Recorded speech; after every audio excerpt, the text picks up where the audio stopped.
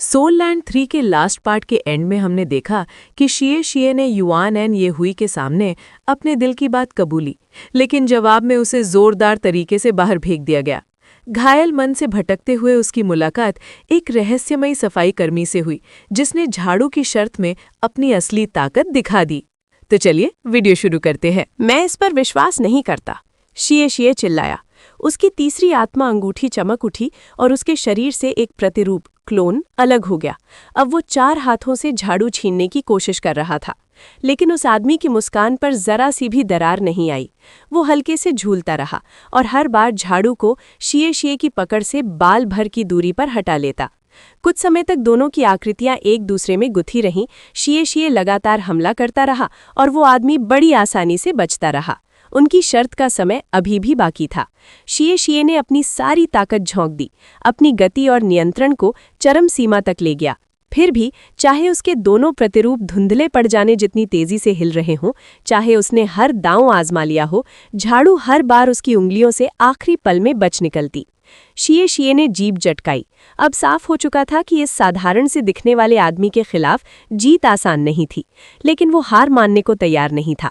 जब तक समय बचा था तब तक उसके पास मौका था। समय खत्म। एक झटके में झाड़ू शिए शिए और उसके प्रतिरूप दोनों के सिर पर पड़ी।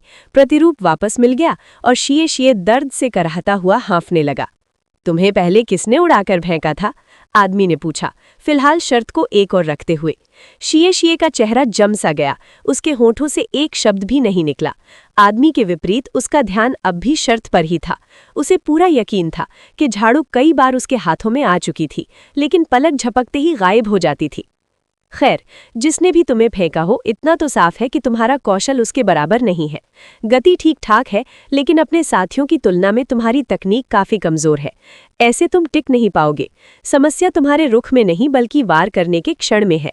तुम बहुत देर से प्रतिक्रिया देते हो, जिससे सामने वाले को हमला करने, पलट वार करने सबका समय मिल जाता है। वो सिर हिलाते हुए बोला, इसका मतलब ये भी है कि तुम्हारी घातक शक्ति पर्याप्त नहीं है। फुर्ती प्रपार एजिलिटी टाइप के लिए घातक शक्ति गति से भी ज्यादा महत्वपूर्ण है, समझे? शिए शिए ने उसे घूरा।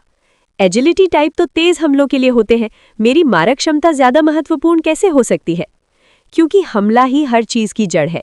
गति तुम्हें लक्ष्य तक पहुंचाती है, लेकिन अगर तुम उसे गिरा ही नहीं सकते तो उसका क्या फायदा? आजकल कौन सा मेका या बैटल आर्मर मजबूत रक्षा के बिना है? तुम्हारी आक्रमण शक्ति कमजोर है, तुम्हारे पास सिर्फ गति है। अपनी कटार उठाओ। हैरानी में शिए शिए अपनी मार्शल सोल वापस लेना भूल गया था। बिना ठीक से समझे उसका शरीर आदेश मान गया और उसने अपनी लाइट ड्रैगन डैगर उठा ली। अगले ही पल आदमी की आकृति मुड़कर गायब हो गई। शिए शिए कुछ भी नहीं देख पाया। उसे बस कंधे में चुभन महसूस हुई और उसकी डैगर पर हल्का से दबाव। जब उसने दर्द की दिशा में देखा, उसकी आंखें फैल गईं। बाल की एक लट दुनिया की सबसे लचीली सुई की तरह उसकी डैगर को भेदती हुई उसके कंधे में धसी हुई थी। क्या हुआ? ये तो सिर्फ बाल है। हकीकत से इनकार नहीं किया जा सकता था। बाल ढीले पड़े। उसने डैगर में थोड़ी आत्मा शक्ति डाली और बाल को नष्ट कर दिया, लेकिन कंधे में अब भी दर्द था। वो समझ ही नहीं पा रहा था कि हुआ क्या। घातक शक्ति, गति और ताकत तीनों एक दूसरे से जुड़ी हुई हैं। जब तुम्हारी गति एक स्तर तक पहुंच जाती है और तुम सारी शक्ति को एक बिंदु पर केंद्रित कर पाते हो, तो घातकता अपने आप आ जाती है। लड़के, तुम्हें अभी बहुत दूर जाना है। पूरी तरह कायल होकर, दिल की धड़कन तेज होते हुए शिए शिए बोला, क्या आप मुझे सिखाएंगे? आदमी ने कंधे उचकाए। पहले शर्त का भुगतान करो, फिर मैं थोड़ी ट्रेनिंग दे दूंगा। ठीक है। शिए शिए ने तुरंत अपना योगदान अंक कार्ड निकाला और 100 अंक चुका दिए। क्योंकि तुम अभी लौटे हो, हम कल सुबह शुरू करेंगे। मैं यहीं इंतजार करूंगा। समझ गया। मेरा नाम शिए शिए है, आपको कैसे संबोधित करूं? आदमी मुस्कुराया। मैं लियांग शिया यू हूँ, मुझे बस बड़े भाई लियांग कह सकते हो। कुछ लोग मुझे पश्चिमी पर्वत का उगता हुआ सूरज भी कहते हैं। हमारे परिवार में कभी एक बहुत ही हैंडसम आदमी था जो शहर जाकर सुपरस्टार बन गया। गांव वाले कहते हैं कि मैं उसी जैसा दिखता हूँ। शिए शिए बड़ी मुश्किल से हंसी रोक पाया। बड़े भाई लियांग, सच कहूँ तो आपके हैंडसम होने में थोड़ा अंतर है।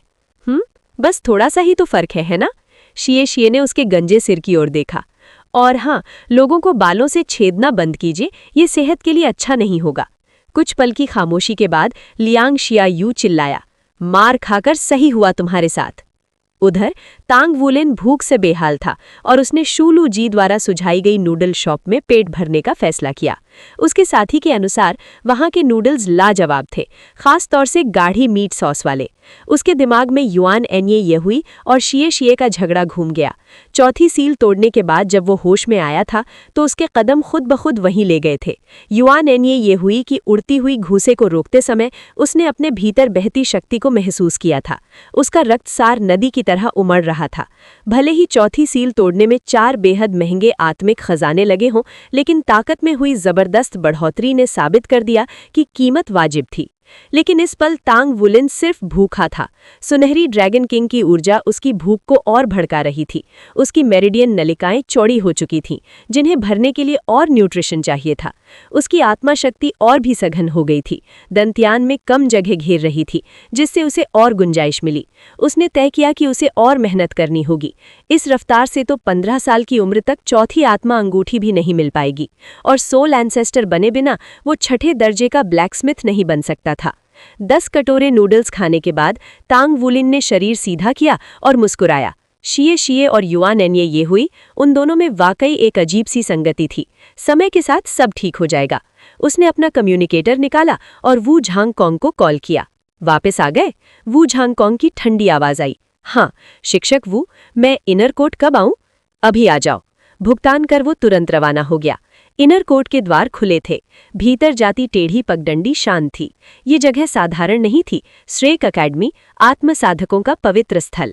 समुद्रदेव झील के पास पहुंचते ही उसने नाव में खड़े वू झांगकोंग को देखा। सफेद वस्त्र, शांत मुद्रा, किसी तपस्वी की तरह।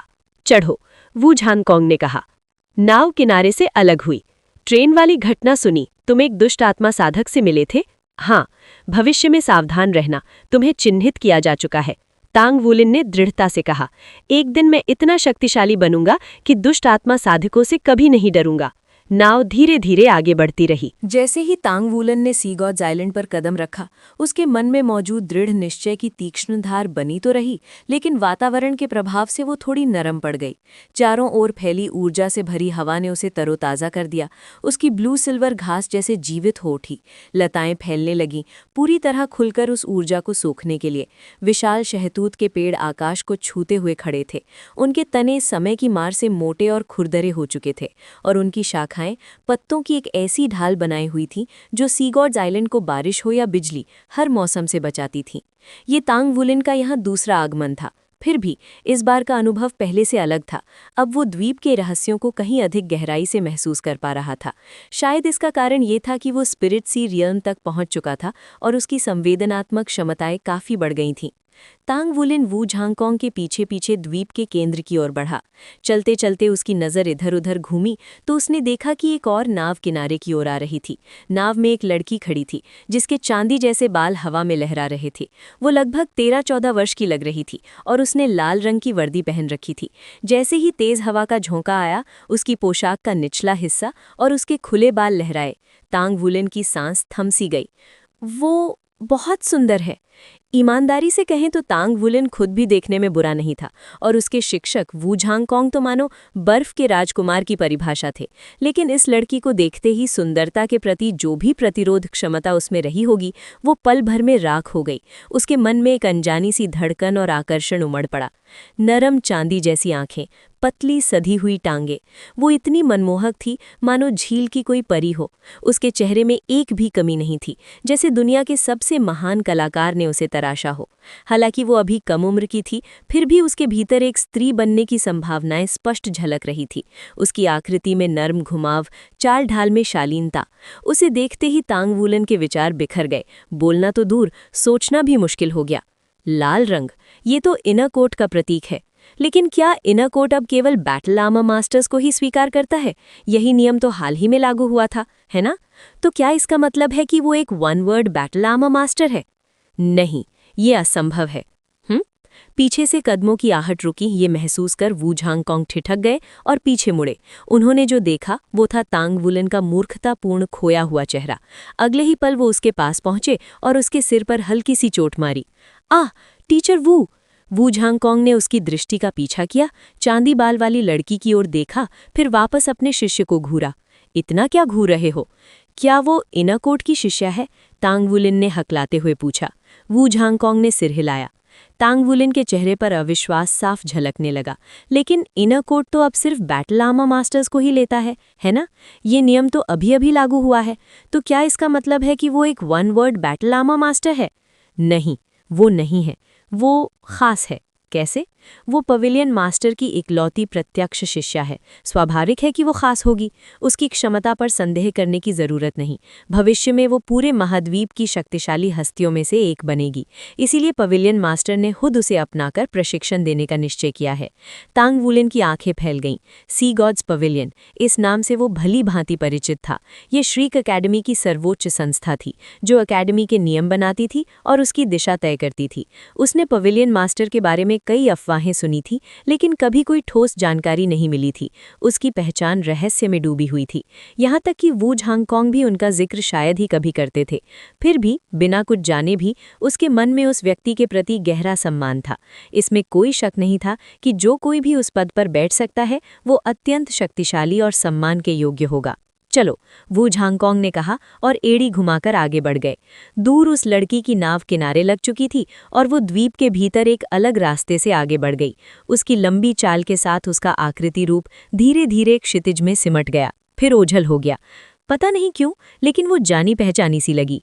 तांग वुलिन ने भौहें से कोड़ी। मन में एक अजीब सी बेचैनी थी, जैसे कोई अनकही याद उसे कुरेद रही हो, लेकिन वो भावना स्पष्ट नहीं हो पाई। अंततः वो वू झांगकोंग के पीछे तेजी से चल पड़ा। जब वो उनके पास पहुंचा तो पूछ बैठा, टीचर वू, उस इनर कोर्ट की शिष्या का नाम क्या है? वू झांगकोंग ने उसे एक नज़र देखा। तुम्हारी उम्र क्या है, जरा याद है? इतनी छोटी उम्र में इन बातों में ध्यान भटकाना ठीक नहीं। साधना पर ध्यान दो। तांग वुलिन ने मुंह फुला लिया। टीचर वू, मैं शिए जैसा नहीं हूँ। वो बस मुझे जानी पहचानी सी लगी। हो सकता है मैंने उसे पहले कहीं देखा हो। हर आदमी को पहली बार कोई सुंदर लड़की देखकर यही लगता है कि वो कहीं पहले देखी हुई है, वो झांगकोंग ने रूखे स्वर में कहा और बात वहीं समाप्त कर दी। निराश होकर तांग वुलिन चुपचाप उनके पीछे चलता रहा, जब तक वे झुओशी के छोटे से घर तक नहीं पहुंच गए। आंगन में पत्थर की बेंच पर शेनयी पालथी मारकर ध्यान कर रही थी। तांग वुलिन हल्के से देख पा रहा था कि गहरे हरे रंग की ऊर्जा धाराएं उनके चारों ओर इकट्ठा हो रही थीं। उनकी आत्मिक शक्ति की तरंगें स्थिर और मजबूत थीं। फिर भी उसमें एक सुकून था, शायद इसलिए कि दोनों की मार्शल आर्ट्स पौधों से संबंधित थी। तांग वुलिन को उनके प्रति स्वाभाविक अपनापन महसूस हुआ। शेनयी शायद ही कभी अपनी पूरी शक्ति दिखाती थी। तांग वुलिन सिर्फ इतना समझ पाया था कि उनकी मार्शल आर्ट्स करीब करीब लताओं से जुड़ी हुई है, लेकिन वो अच्छी तरह जानता था कि उन्हें कमजोर समझना भारी भूल होगी। आखिरकार वो श्रीक अकेडमी की शिक्षिका थीं। कम से कम एक 2 वर्ड बैटल आर्मर मास्टर तो अवश्य होंगी। वू झांगकोंग तांग वुलिन को घर के भीतर ले गए। उसकी हैरानी का ठिकाना न रहा जब उसने देखा कि झुओशी पहले से ही बैठक में बैठे हुए थे। तांग वुलिन को देखते ही झुओशी का चेहरा खिल उठा। उन्होंने उसे पास बुलाया। तांग वुलिन तेज कदमों से आगे बढ़ा और अपने ग्रैंड टीचर को हल्का सा प्रणाम किया। बस इतनी औपचारिकता की जरूरत नहीं, तुमने पहले ही काफी सम्मान दिखा दिया है। वो अपने इस ग्रैंड शिष्य से अत्यंत प्रसन्न थे। उन्होंने imperial sun moon soul engineering academy के विरुद्ध तांग वुलिन की टीम का मैच देखा था और उसकी रणनीति की भरपूर प्रशंसा की थी। खासकर 2 सोल फ्यूजन स्किल्स का सामना करते हुए भी जीत हासिल करना कोई आसान बात नहीं थी। कुछ दिन पहले होली स्पिरिट डूलो ने भी उन्हें बताया था कि उन्हें तांग वुलिन का स्वभाव कितना पसंद आया।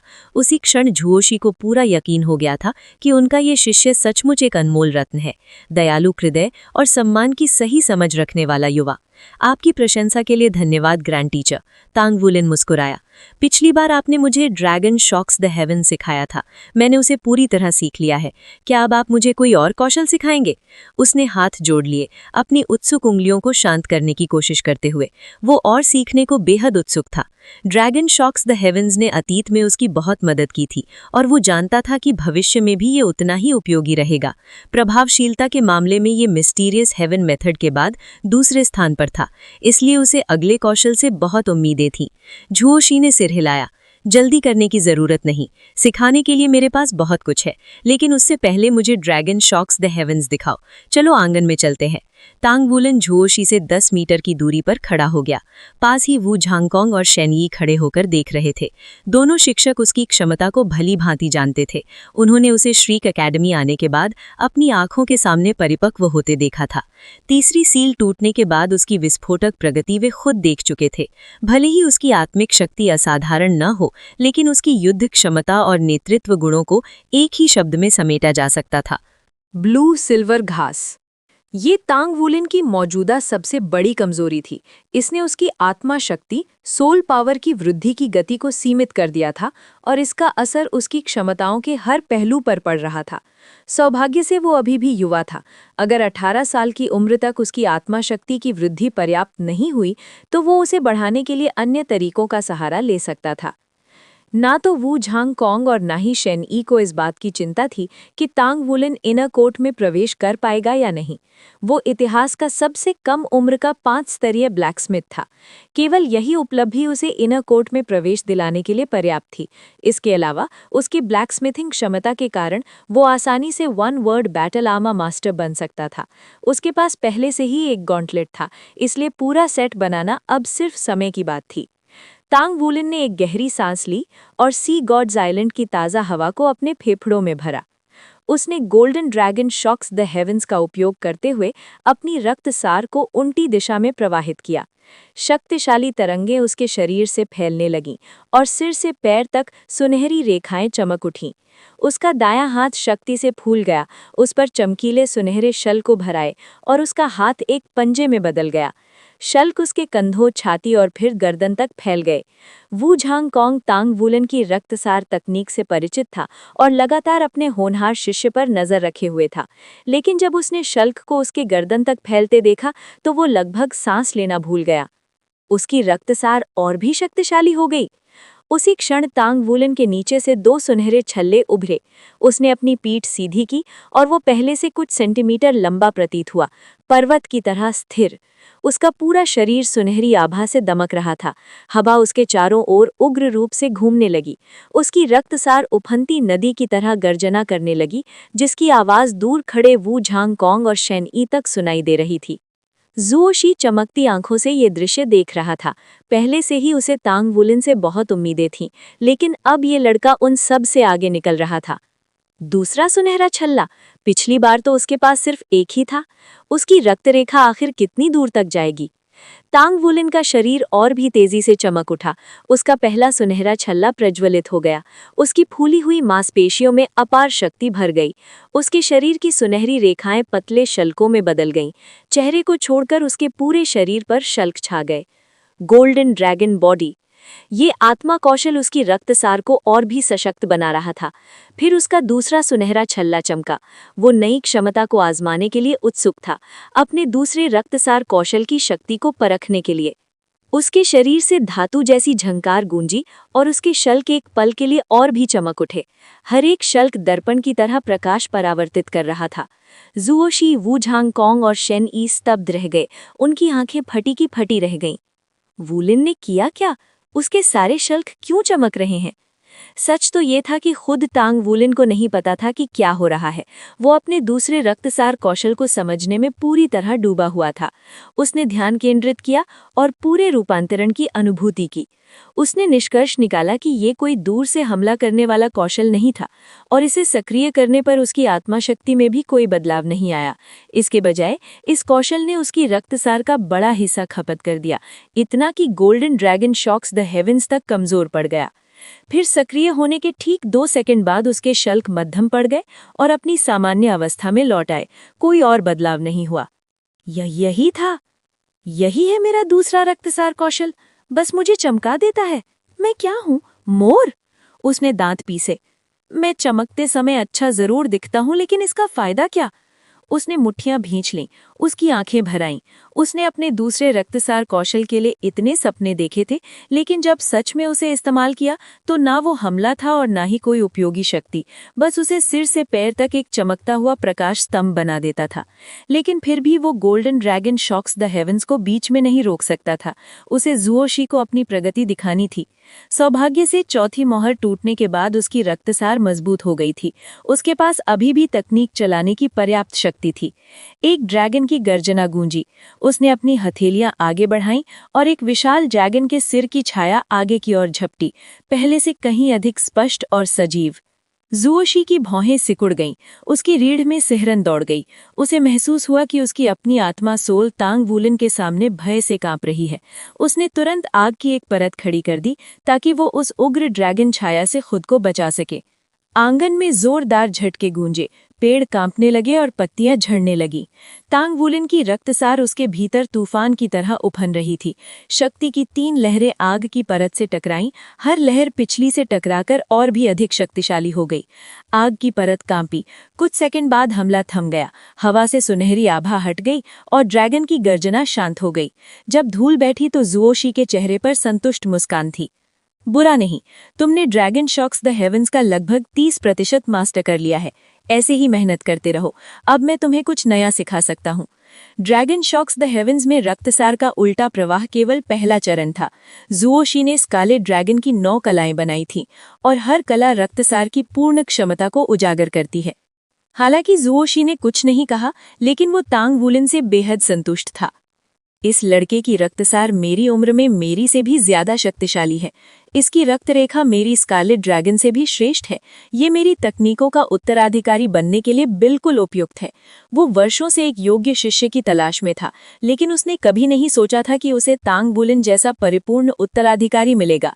ये लड़का उसकी हर शिक्षा को स्पंज की तरह सोख लेता था। तांग वूलन ध्यान से ज़ुओशी की बातें सुन रहा था, लेकिन उसके दूसरे रक्तसार कौशल की वजह से उसके दिल में उदासी छाई हुई थी। वो समझ ही नहीं पा रहा था कि उस क्षमता का क्या अर्थ है। अगर वो सिर्फ चमकने के अलावा कुछ नहीं करती तो वो पूरी तरह बेकार थी, खासकर तब जब वो इतनी ज्यादा शक्ति खपत करती थी। उसने तय किया कि बाद में वो ओल्ड टैंग से इस बारे में जरूर पूछेगा। ज़ुओशी का व्याख्यान 1 घंटे तक चला। फिर उसने तांग वूलन को साधना के लिए जाने दिया। सी गॉड्स आइलैंड प्राकृतिक ऊर्जा और प्राचीन वनस्पतियों से भरपूर था, तांग वूलन के लिए एक आदर्श साधना स्थल। ध्यान लगाते समय तांग वूलन ने ओल्ड टैंग को पुकारा, लेकिन जवाब में सन्नाटा ही मिला। क्या ओल्ड टैंग हड़ताल पर है? उसने कड़वाहट भरी मुस्कान से सोचा। ठीक है, अगर जवाब नहीं दे रहे तो मैं खुद ही समझने की कोशिश करूंगा। उसने कौशल को फिर से इस्तेमाल किया, लेकिन 2 सेकंड की चमक के अलावा कुछ नहीं हुआ। ना उसकी आक्रमण शक्ति बढ़ी, ना उसकी रक्तसार सशक्त हुई। उल्टा इस कौशल ने उसकी रक्तसार को बुरी तरह खर्च कर दिया। गोल्डन ड्रैगन बॉबी से भी दुगना। युद्ध के बीच ये उसे कमजोर ही करता, बिना किसी लाभ के। वो बेहद परेशान था। उसे पागल होने से सिर्फ एक चीज ने रोका, ज़ुओशी की नई शिक्षाएं। उनके मार्गदर्शन में उसने golden dragon shocks the heavens को और बेहतर ढंग से परिष्कृत किया। वो सूर्यास्त तक अभ्यास करता रहा और फिर रात हो गई, खाने का समय। जैसा कि तांग वूलन को उम्मीद थी, रात का भोजन ज़ुओशी ने ही तैयार करवाया था। मेज पर रखा खाना शानदार और पौष्टिक था। पिछली बार वाले काले स्टीम्ड बन भी मौजूद थे। उसने औपचारिकता छोड़ी और टूट पड़ा। ज़ुओशी ने पहली बार अपनी मेज पर तूफान मचते देखा। उसने शेन ई से सामान्य से ज्यादा खाना बनवाया था, लेकिन तांग वूलन का पेट किसी प्राकृतिक आपदा से कम नहीं था। चौथी मोहर टूटने के बाद उसकी भूख और भी बढ़ गई थी। ऊपर से दिन भर का अभ्यास, उसकी भूख असीमित थी। वूलन, क्या तुम्हारे पास इतनी कमाई है कि तुम अपनी खाने की आदतों को संभाल सको? शेनी ने चिंता से पूछा। टीचर शेन, आपको इसकी चिंता करने की जरूरत नहीं। जब तक मैं श्रेक में हूँ, एल्डर फेंग ने मेरे खाने का पूरा खर्च उठाने का वादा किया है। ये शर्त थी कि मैं उनका शिष्य बनूं। ज़ुओशी ने भौहें उठाईं। वो कंजूस फेंग वूयू इतना उदार हो गया? तांग वूलन ने गर्व से छाती फुलाई। हाँ, क्योंकि मैं इतना कमाल का हूँ। ग्रैंड टीचर, जब मैं हेवेंडू सिटी गया था और अपने अंकल मास्टर से ब्लैकस्मिथिंग सीखी थी, उन्होंने कहा था कि जैसे ही मुझे चौथा सोल रिंग मिलेगा, मैं 6ठे स्तर का ब्लैकस्मिथ बन जाऊंगा। ज़ुओशी की नज़र तीखी हो गई। 4 रिंग और सीधे 6ठे स्तर का? तो तुम्हारा मतलब है, अगर मैं अभी तुम्हें कुछ दिव्य खजाने खिला दूं, तो तुम तुरंत 6ठे स्तर के ब्लैकस्मिथ बन जाओगे? तांग वूलन ने सिर हिलाया। शायद, लेकिन एक सोल मास्टर के रूप में मेरे लिए शॉर्टकट लेना सही नहीं होगा। झुओशी ने होंठ भींच लिए, उसका चेहरा सख्त हो गया। ठीक है, लेकिन वोलिन, अपनी क्षमता से ज्यादा बोझ मत उठाना, खासकर खेती के मामले में। मुझे नहीं पता तुम्हारा अंकल मास्टर कौन है, लेकिन उसकी हर बात को बहुत ज्यादा गंभीरता से लेने की जरूरत नहीं।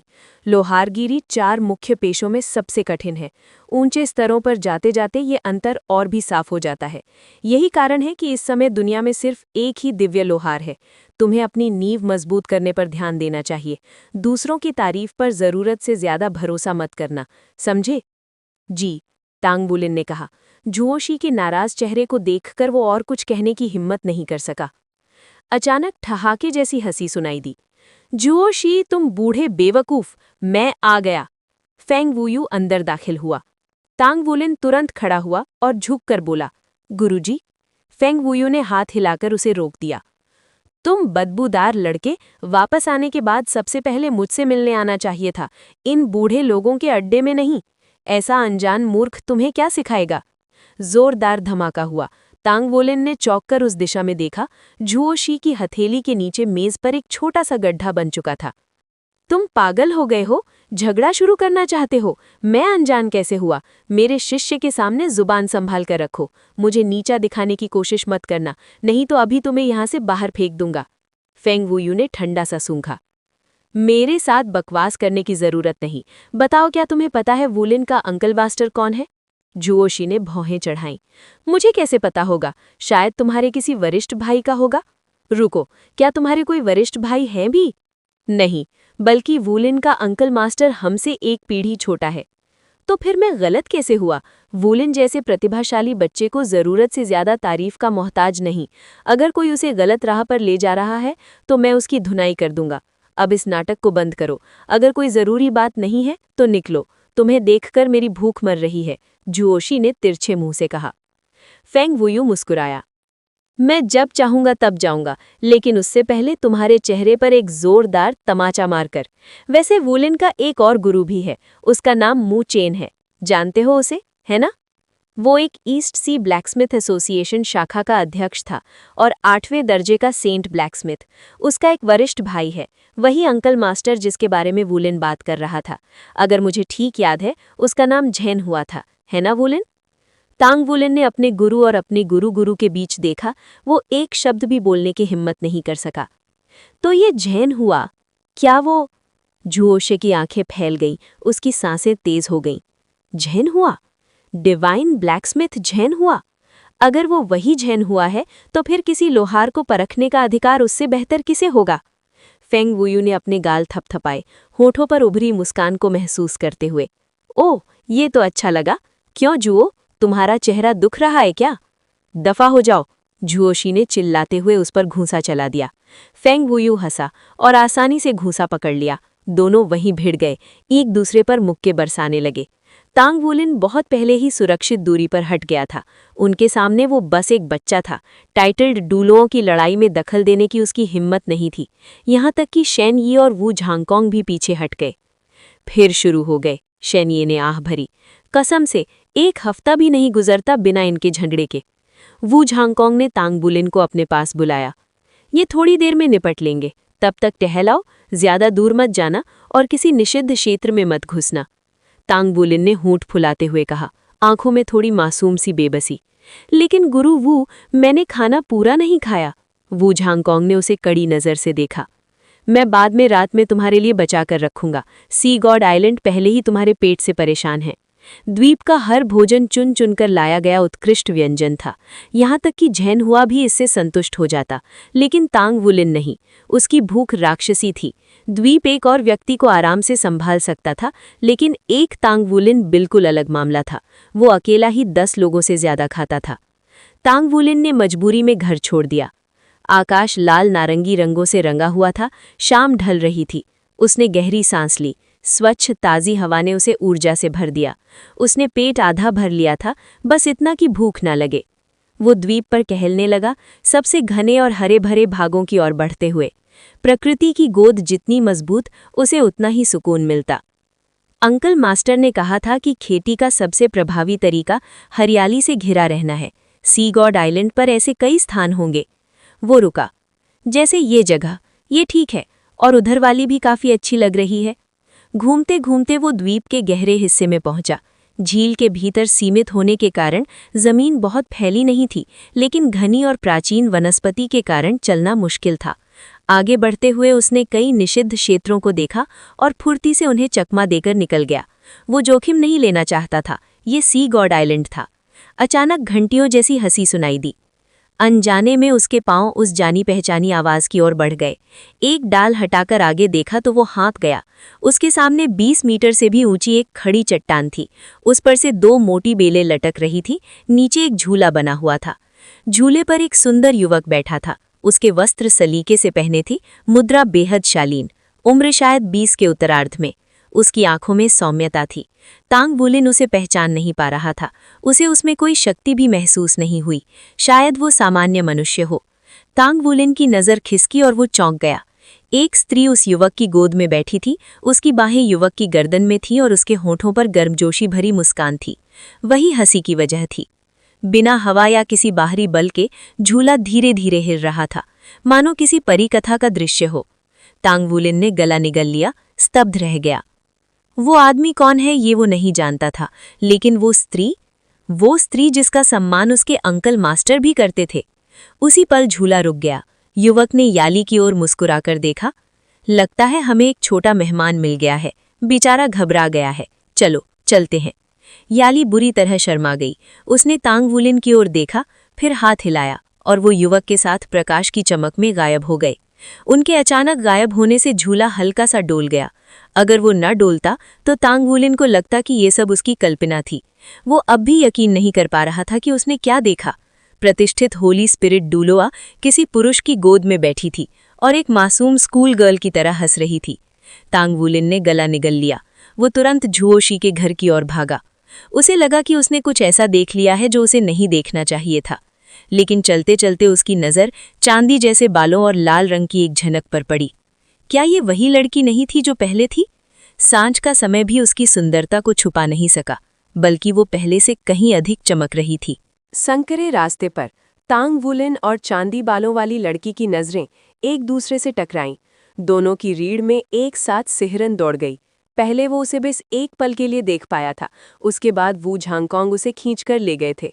लेकिन अब आमने सामने खड़े होकर वो उसके चेहरे को साफ साफ देख पा रहा था, उन जानी पहचानी विशेषताओं को पहचान पा रहा था। नायर? शुरुआत में उसका चेहरा बिल्कुल भावहीन रहा।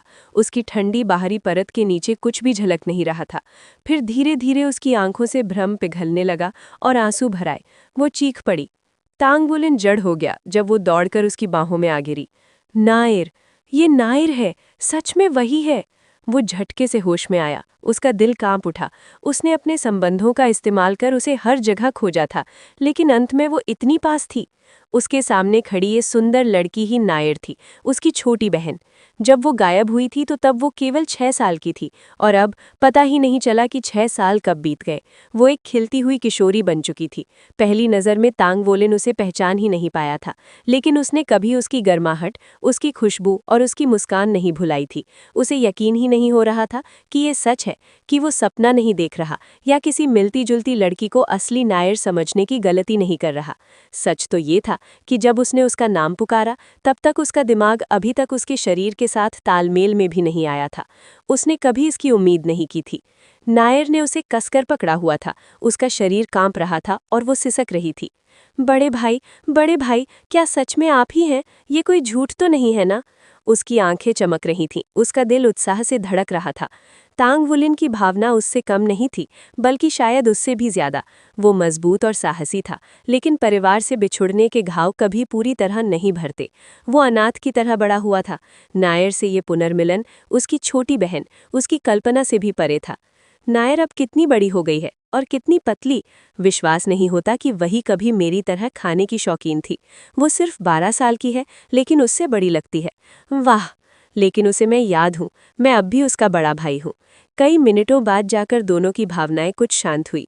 नायर ने तांग वुलिन की ओर चमकती मुस्कान के साथ देखा। बड़े भाई, आप यहाँ क्यों हैं?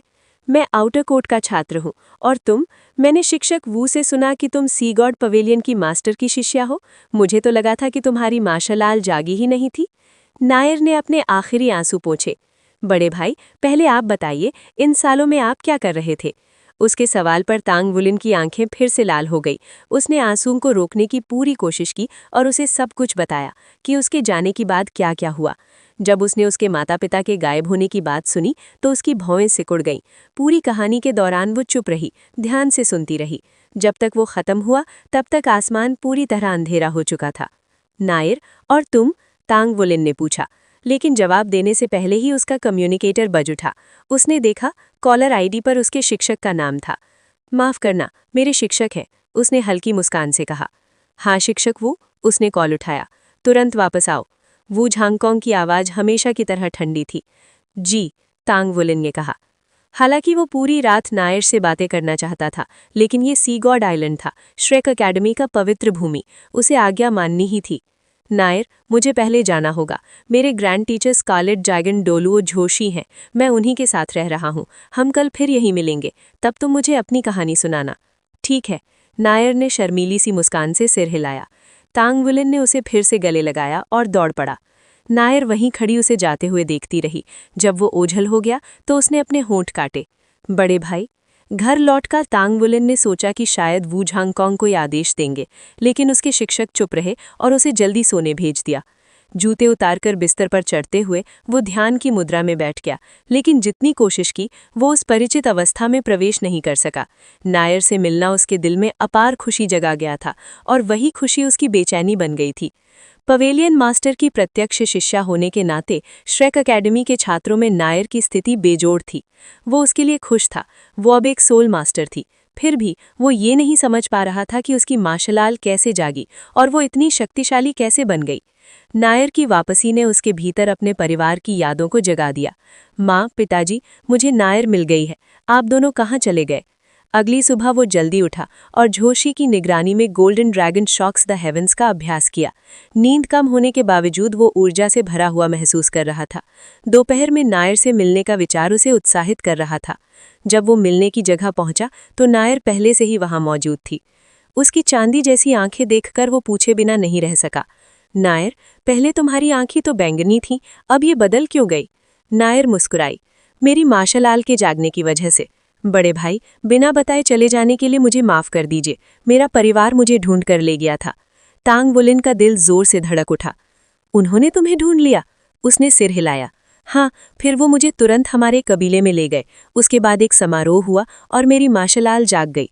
और फिर जब मैं 8 साल की थी तो मुझे यहाँ अपने शिक्षक के पास पढ़ने भेज दिया गया। बस यही है, आपकी कहानी के सामने मेरी कहानी तो बहुत साधारण है, लेकिन मैं आपको बहुत याद करती थी। तांग वुलिन को एहसास हुआ कि वो उससे कुछ छुपा रही है, फिर भी उसने ज्यादा सवाल नहीं किए। जो बातें वो नहीं बता रही थी, शायद वो कबीले के रहस्य थे। ये अच्छी बात है कि तुम्हें अपना परिवार मिल गया, मुझे भी तुम बहुत याद आती थी। नायर आगे बढ़ी, उसका हाथ पकड़ा और अपने गाल पर रख दिया। बड़े भाई, आप मुझे अच्छा सा खाना कब खिलाएंगे? तांग वुलिन का दिल पिघल गया। अभी चले? हाँ, चलिए। उसके चेहरे पर खिली मुस्कान खिल उठी। तांग वुलिन उसे झील की ओर ले गया। उसने वू झांगकोंग को कॉल कर दोपहर की छुट्टी के लिए कोई बहाना बना दिया। कह दिया कि उसे एक जरूरी काम है। छोटी नाव पर उसने नायर को बैठने को कहा और खुद भारी चप्पू चलाने लगा। नाव साफ पानी को चीरती हुई किनारे की ओर बढ़ी। नायर उसे मुस्कुराते हुए देख रही थी, ठुड्डी हथेलियों पर टिकाए हुए। वो भी उसकी मुस्कान का जवाब मुस्कान से देता रहा। आखिरकार उसे सुकून का एहसास हुआ। जिस चीज की उसे हमेशा तड़प रही थी, परिवार, वो उसे फिर से मिल गया था। उसकी छोटी बहन वापस आ गई थी। भले ही उसका असली परिवार उसे वापस ले गया हो, उसके दिल में वो हमेशा उसकी छोटी बहन रहेगी। किनारे पहुंचकर तांग वुलिन पहले उतरा और नायर को उतरने के लिए हाथ बढ़ाया। श्रेक अकेडमी में 1 सेमेस्टर पढ़ने के बाद वो शहर को अपनी हथेली की तरह जानता था। वो उत्साह से गलियों में घूमते हुए अपने पसंदीदा खाने की दुकान की ओर बढ़े। तुम अब भी बहुत धीमे हो, लियांग शियाओयू ने कहा। उसकी नज़र जी शिए पर टिकी हुई थी, जो वर्किंग स्टूडेंट डॉर्मेट्री में इधर उधर दौड़ रहा था। तुम्हें अपनी मूवमेंट पर ध्यान देना होगा। मोमेंटम कैसे बनाए रखते हो, एक्सेलरेशन कैसे बढ़ाते हो, अपनी गति को अपने हमलों में घोलने का सीखो ताकि गति और शक्ति में सामंजस्य बने। ये तलवार के साथ एकाकार होने जैसा है। जब तक उस अवस्था तक नहीं पहुंचोगे तब तक गति की पूरी क्षमता नहीं निकाल पाओगे। ये सिर्फ सुनकर ही उसका दिल तेज धड़कने लगा, खून उबाल मारने लगा। उसे यकीन होने लगा कि वो अब भटका हुआ नहीं है, जैसे उसे सही रास्ता मिल रहा हो। लियांग शियाओयू की हर बात उसके दिल में उतर रही थी। उसके सामने नए दरवाजे खुल रहे थे। श्रेक अकेडमी छात्रों के प्रशिक्षण में कम हस्तक्षेप करती थी। मार्गदर्शन मांगा जा सकता था, लेकिन जितना गहरा उत्तर उतनी ज्यादा योगदान अंक लगते थे। फिर भी लियांग शियाओयू जैसा विस्तृत मार्गदर्शन मिलना दुर्लभ था। ऊपर से वो समझाते समझाते हमले, कदमों की चाल और तकनीकें दिखा भी रहे थे। जी शिए अपनी कमजोरियां अच्छी तरह जानता था। उसकी मारक क्षमता कम थी और उसकी गति भी कुछ खास नहीं थी। अगर वो अपनी आक्रमण शक्ति नहीं बढ़ा पाया तो वो युद्ध भूमि में बेकार साबित होगा। उसने अब तक अपने खंजरों की पूरी क्षमता को नहीं छुआ था, लेकिन अब उसके सामने एक रास्ता खुल चुका था।